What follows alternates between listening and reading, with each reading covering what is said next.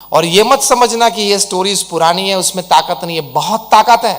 हमारे सनातन धर्म में जो हमारे ग्रंथ हैं, रामायण है, महाभारत है, भागवत है, श्रीमद् भगवत गीता है, लाइफ स्टाइल के लिए, बेसिक ह्यूमन लिविंग के लिए ये बहुत पावरफुल ग्रंथ है। अभी Indian institute of management Ahmedabad, जो कि दुनिया की नंबर 1 बी स्कूल है, वहां मैनेजमेंट फ्रॉम श्रीमद् भगवत गीता के ऑफिशियल कोर्सेज चालू हुए। मैं आपको दावे के साथ कह सकता हूं कि आपके जीवन का कोई भी प्रसंग आप ले लो, आज रात को घर जाके शांति से बैठ के विचार करना, कोई भी प्रसंग आप ले लो, वो प्रसंग कहीं ना कहीं रामायण या महाभारत में बना ही होगा, देख लेना। स्ट्राइट अवे सोशल काउंसलिंग, किसी की जरूरत नहीं पड़ेगी। एटलीस्ट परिवार में अपने रामायण की बात अच्छी सुनी है तो आपको इतना तो पता चलेगा कि मेरे परिवार में जो झगड़ा चल रहा है उसमें मेरी भूमिका क्या है, दशरथ की है, कैकेयी की है, राम की है या मंथरा की है, इतना तो पता चलेगा। Knowing your role in the problem is problem half solved. Knowing your role in the problem is half solved. कि मेरी ये भूमिका है, पॉजिटिव है या नेगेटिव है, रिफ्लेक्शंस आते हैं। तो ऐसे अच्छे ग्रंथ हमारी परंपरा में है, भारतवर्ष में है, तो ऐसी अच्छी बातें आप उनको करें। इसके लिए हमारे गुरु प्रमुख स्वामी महाराज ने एक बहुत सुंदर, उनका हृदय अमृत है, और वो है घर सभा। हमारे बीएपीएस संस्था में लाखों परिवार ये घर सभा नित्य करते हैं। वो क्या है, हफ्ते में 2 बार रात को आपको 20 मिनट के लिए, 25 मिनट के लिए परिवार जन सबको साथ में बैठना है फॉर प्योर स्पिरिचुअल सेशंस। प्रथम 5 मिनट जो भी भगवान में आपको श्रद्धा है, भगवान का नाम स्मरण करें, और 10 मिनट ऐसे ग्रंथों का कुछ पठन करें।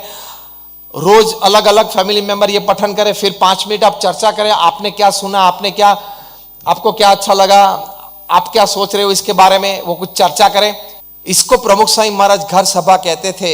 हमें तो अनुभव है हमारी संस्था में, देश प्रदेश में लाखों परिवार ये घर सभा नित्य करते, तो उनके परिवार के लिए समय दे पाते हैं, संस्कारित कर पाते हैं, उनको श्रद्धा सिखा सकते हैं। और पारिवारिक प्रश्न, पारिवारिक उलझने, उनके समाधान भी है यहाँ है। हमने घर सभा नाम की एक पुस्तिका प्रकाशित की, उसमें ये प्रसंग लिखे हैं उस व्यक्ति की अनुमति के बाद, नाम और गांव और शहर के, और वो प्रसंग पूरा डिटेल में लिखा है।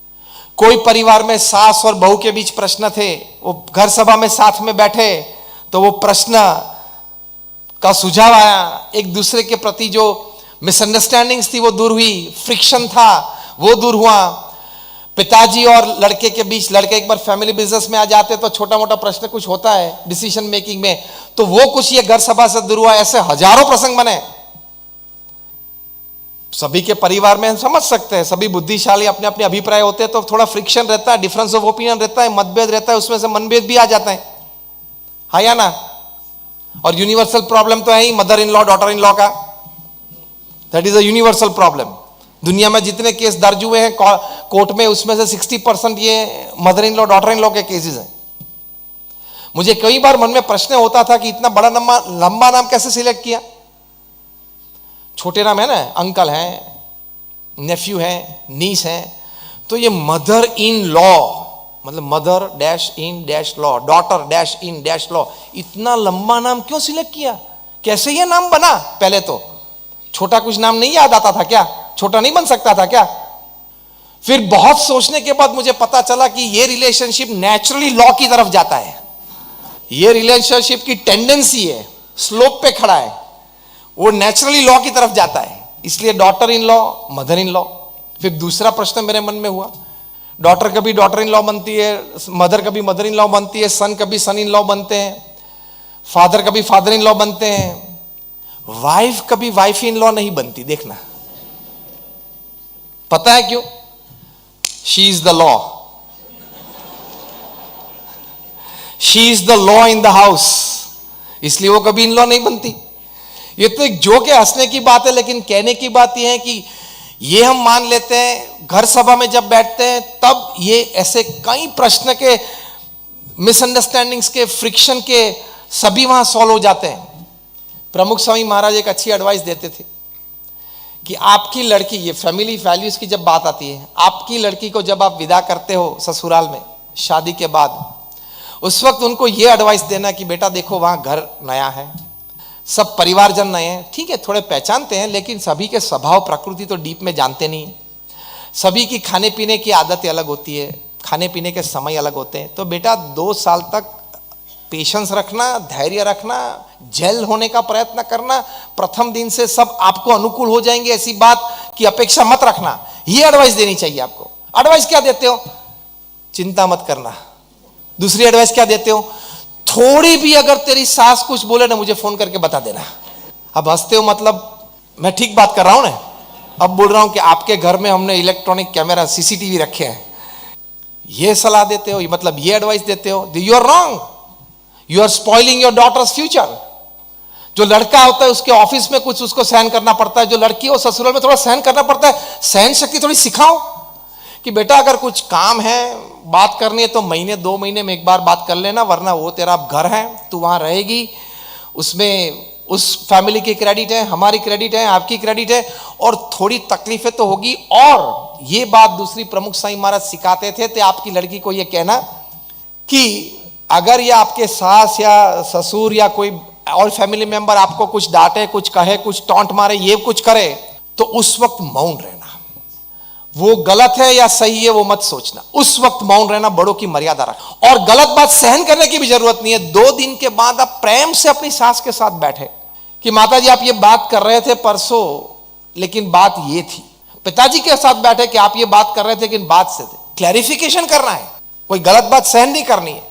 लेकिन उस वक्त जब आपसे उम्र में बड़े हो, वो आपको कुछ कहते हैं, तो उस वक्त मुंह बंद रखना और सुन लेना, वो संस्कार है। अगर आपने अपनी लड़की को यह सीखा कि उस वक्त तू जवाब दे देना, you are spoiling your daughter's character, you are spoiling your daughter's future, और आपने अपने लड़कों को संस्कार नहीं दिए, वो साबित हो जाते हैं। जब बड़े हो, मर्यादा तो रखनी पड़ती है बड़ों की, वरना परिवार पारिवारिक मूल्य कैसे चलेंगे, समाज की व्यवस्था कैसे आगे बढ़ेगी, सिविलाइजेशन किसको कहते हैं। अगर आपने ये एडवाइस दी और लड़का हो या लड़की हो, बड़ों के सामने बोले, तो your CA goes in dustbin, your MBA goes in dustbin, your CS goes in dustbin, your engineering goes in dustbin. क्योंकि आप पढ़े, लेकिन बड़ों की मर्यादा किस प्रकार से रखी जाती है वो तो सीखा नहीं आपने। जो मुख्य मूल्यवान बात है वो तो सीखे नहीं आप, तो ये सिखाना। तो ये बात प्रमुख स्वामी महाराज बहुत सिखाते थे। ये फैमिली वैल्यूज की बात है, ये संस्कार करने की बात है, और ये घर सभा से ये सभी बातें आपके परिवारजन सीखेंगे। हमारे वहां डॉक्टर नीलेश पटेल है, लंदन में बीएपीएस के अनुयायी हैं। उन्होंने नित्य घर सभा चालू की। मैं बात करता हूं 20 साल पहले की। वे अपना प्रसंग कहते हुए बात करते हैं कि जब से हमने घर सभा शुरुआत की, तब से हमारे घर में, परिवार में कुछ अजीब सी शांति और प्रेम परस्पर की अनुभूति हम सभी को होती है। वे कहते हैं कि हमारे बच्चों के रिजल्ट्स इंप्रूव हो गए, एकेडमिकली इंप्रूव हुए हैं।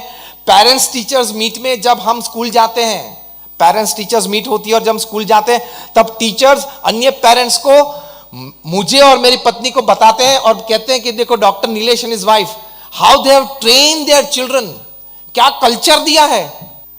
ये दोनों बच्चे स्कूल जाते हैं तो जिस तरह से सुबह में पंचांग प्रणाम अपने माता पिता को करते हैं, बीएपीएस संस्था में ये प्रणाली का है कि हर परिवार में छोटे बच्चे माता पिता को पंचांग प्रणाम करते हैं रोज सुबह। भगवान के तो चरण स्पर्श करते ही हैं, लेकिन पंचांग प्रणाम करते हैं। स्कूल जाके अपने टीचर को भी क्लासरूम में पंचांग प्रणाम करते हैं। तो